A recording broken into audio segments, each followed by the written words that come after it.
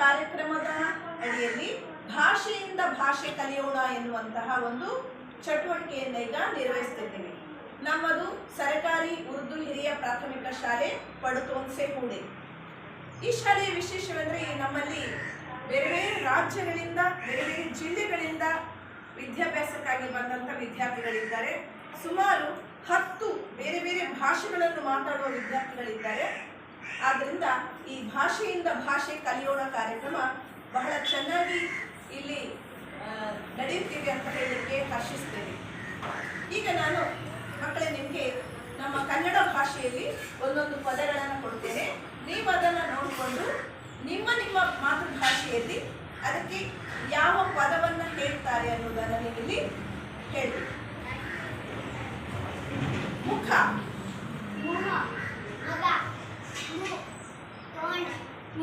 चेहरा, सूरज, मुक्का, मोने.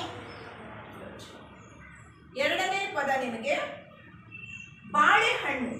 ಪದವಿ, ಬಾಳೆ, ಕೇಲ, ಕೇರಿ, ಕೋಲ, ಕೇಲ, ಮೌಸ್. ಬಾಳೆಹಣ್ಣು, ಬನಾನಾ, ಪರಂಗ್. ಮೂರನೇ ಪದ ದೋಸೆ. ಚಪ್ಪುಳಿ ಪಿಠ, ಓಲೆ, ದೋಸಾ, ಚೀಲೆ, ಸಿದಾಯಿ, ಚೀಲ, ಚೀಲ, ದೋಸೆ, ದೋಸಾ, ದೋಸೆ. ನಾಲ್ಕನೇ ಪದ ಮಕ್ಕಳು. ಬಬ್ಬೂಚ, ಮಕ್ಕ, ಬಚ್ಚ, ಚೆನ್ನೆ, ಬಚ್ಚ, ಬಚ್ಚೆ, ಬಚ್ಚೆ. ಮಕ್ಕಳು, ಚಿಲ್ಡ್ರನ್, ಮಕ್ಕಳು. ಕೊನೆ ಪದ ನಿಮಗಾಗಿ ಅನ್ನ. भात, चोरू, भात, शीत, भात, चावल, अन्ना, अन्ना, आना, राइस, नुक्कु. ನೋಡಿ, ನಮ್ಮಲ್ಲಿ ಸುಮಾರು 10 ಭಾಷೆಗಳು, ಒರಿಯಾ, ಬ್ಯಾರಿ, ಬಿಹಾರಿ, ನವಾಯಿತಿ, ಬಂಗಾಳಿ, ಹಿಂದಿ, ಉರ್ದು, ಕನ್ನಡ, ಇಂಗ್ಲಿಷ್ ಮತ್ತು ತುಳು ಭಾಷೆಯನ್ನಾಡುವಂತಹ ವಿದ್ಯಾರ್ಥಿಗಳಿದ್ದಾರೆ.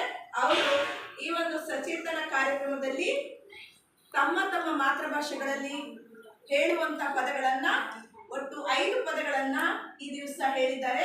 ವಿದ್ಯಾರ್ಥಿಗಳೇ, ನೀವೆಲ್ಲರೂ ಪರಸ್ಪರ ಬೇರೆ ಬೇರೆ ಭಾಷೆಗಳನ್ನು ಮಾತನಾಡುತ್ತಾ ಬಹಳಷ್ಟು ಭಾಷಾ ಸಾಮರ್ಥ್ಯವನ್ನು ಈ ಮೂಲಕ ಹೊಂದಲಿಕ್ಕೆ ನೀವು ಮನಸ್ಸು ಮಾಡಬೇಕು ಅಂತ ಹೇಳ್ತಾ ಈ ಸಚೇತನ ಕಾರ್ಯಕ್ರಮಕ್ಕೆ ನೀವೆಲ್ಲರೂ ನಮಗೆ ಸಹಕರಿಸಿದ್ದಕ್ಕೆ ಶಾಲಾ ಪರವಾಗಿ ಧನ್ಯವಾದಗಳು.